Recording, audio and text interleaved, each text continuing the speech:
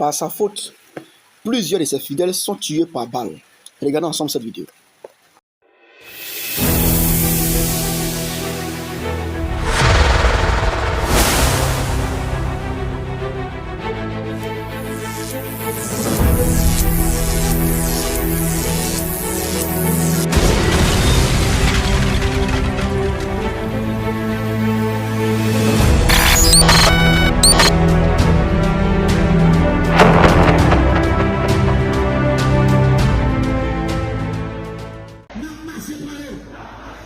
Ce pasteur évangélique encourage ses fidèles à attaquer un gang. Certains portent des bâtons et des machettes. Quelques heures plus tard, le gang réplique. C'est un bain de sang. Au moins 21 fidèles sont tués. Pourquoi de simples fidèles sont-ils allés affronter un gang surarmé ce samedi 26 août ?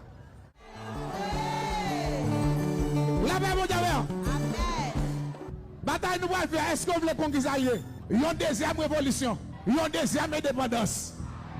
Le pasteur de cette église évangélique, c'est Marc-Aurèle Zidore, dit Pasteur Marco. La veille du massacre, il appelle à la révolte contre les gangs. Un message aussi relayé sur la page Facebook de l'église, qui compte 110 000 abonnés. Cette église se trouve à Port-au-Prince.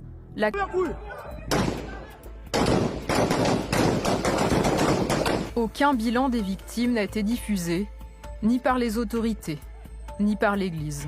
Mais sur cette vidéo, tournée par le gang, 12 corps sont visibles. Sur ces images, 9 autres personnes semblent mortes.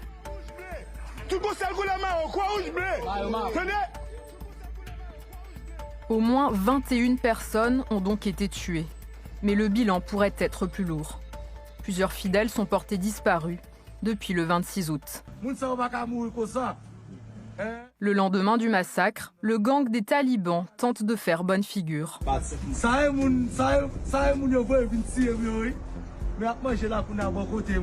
Ces fidèles, capturés la veille, sont interrogés.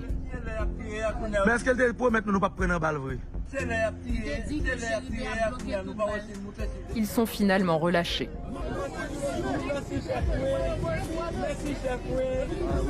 2 jours après le massacre, la police ouvre une enquête. Elle déclare qu'elle n'avait pas été prévenue de la marche et qu'elle a essayé de l'empêcher. Le gouvernement annonce la fermeture provisoire de l'église. De son côté, le pasteur déclare que 95% de ses fidèles n'ont pas été touchés et que si certains sont morts, c'est parce qu'ils avaient perdu la foi. Le pasteur Marco est très attaché avec son pays, vit avec... Vous voyez, à chaque fois qu'on parle de faux prophètes, faux pasteurs, certaines personnes nous disent, mais prenez notre temps pour faire des évangélisations, faites ceci. Dans le temps, on avait montré une vidéo où à cause d'un faux pasteur, des gens sont partis gêner en brousse et ils sont morts là-bas. Voici un autre qui ne connaît même pas l'écriture.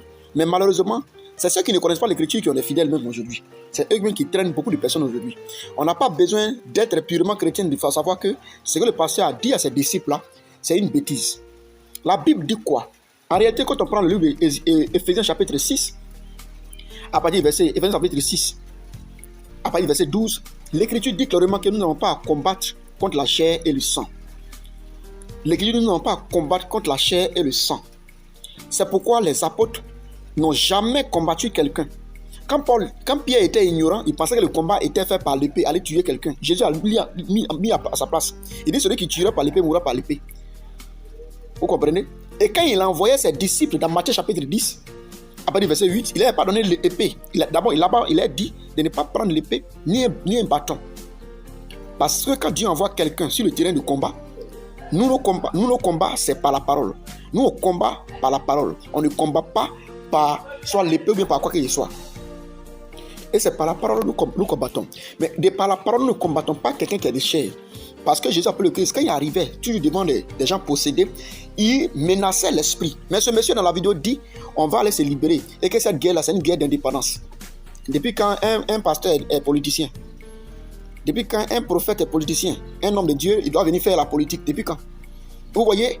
Et c'est ce que Osée 4, verset 6 dit. Mon peuple périt par manque de connaissances.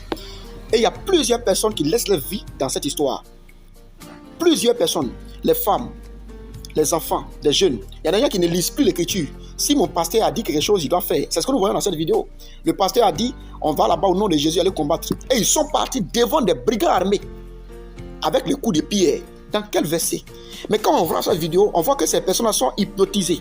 C'est comme c'est une puissance qui les envoie à aller livrer leur vie. Si un homme consciencieux qui n'est pas possédé ne peut pas comprendre qu'il faut aller combattre des bandits armés. En réalité, ce pasteur a donné un esprit démoniaque aux gens. C'est comme s'il a possédé les gens là pour les mourir. Et c'est ce que Jean 10, chapitre 10 dit. Il dit le voleur ne vient que pour tuer. Le voleur ne vient que pour tuer, pour détruire. Et ces pasteurs-là, la Bible dit selon 2 Corinthiens chapitre 11, 13 à 15, ce sont les ouvriers du diable. En quoi est-ce qu'aller combattre quelqu'un physiquement, ou bien livrer des fidèles à aller combattre physiquement, est pour la gloire de Jésus-Christ? Et c'est à cause de ces vidéos, plusieurs non-chrétiens, plusieurs personnes qui s'intéressent au christianisme se rejettent le christianisme parce qu'il y a plusieurs bandits de grands chemins qui se lèvent et qui permettent à ce qu'à cause de la vie de plusieurs femmes, enfants sont livrés. Cette histoire de Dieu qui est simple, tranquille, est devenue une histoire de banditisme aujourd'hui. Et nous nous interpellons à chaque fois. Ce n'est pas parce que nous parlons contre quelqu'un, mais la Bible dit de dire la vérité. Éphésiens chapitre 5, Éphésiens chapitre 5, après le verset 19 est clair. Il faut dénoncer. Jean 7, 24, il faut dénoncer. Deutéronome 1, 16, il faut dénoncer. 1 Corinthiens chapitre 5, à partir du verset 11 à 12, il faut dénoncer. 1 Pierre chapitre 5, 17, il faut dénoncer. Mais est-ce que nous sommes en train de faire? C'est pour mettre à nul l'œuvre du diable. Pour que le christianisme véritable, qui est prêché par la doctrine des apôtres et des prophètes, Christ étant la pierre angulaire, soit mieux vu. De la même manière que dans un sac de riz, il peut y avoir des paddies, il faut enlever des ordures, c'est de la même, on montre aussi le chemin. Pour ramener tout le monde à l'écriture, ramener tout le monde à la parole prêchée, ramener tout le monde à ce que la Bible dit. Voilà l'essentiel. Pourquoi mourir par la main d'un faux pasteur? Parce que tu refuses d'ouvrir ta propre Bible. Les gens ont dit tout ce que les pasteurs disent, ils n'ont pas voulu vérifier si c'est écrit ou pas. Ils croient en même temps, elles croient en même temps. Et tant que tu ne regardes pas, les chrétiens de Béret, selon Actes chapitre 19, à partir du verset 11, la Bible dit ces chrétiens-là, vérifiez à chaque fois ce qu'on leur dit était écrit. Où c'est écrit, on va aller combattre un ennemi. Romains 16, verset 20 dit, c'est Dieu lui-même, même Satan lui-même, c'est lui qui va l'écraser sous nos pieds. Romains 16, 20. Dieu dit, c'est lui qui va écraser Satan sous nos pieds.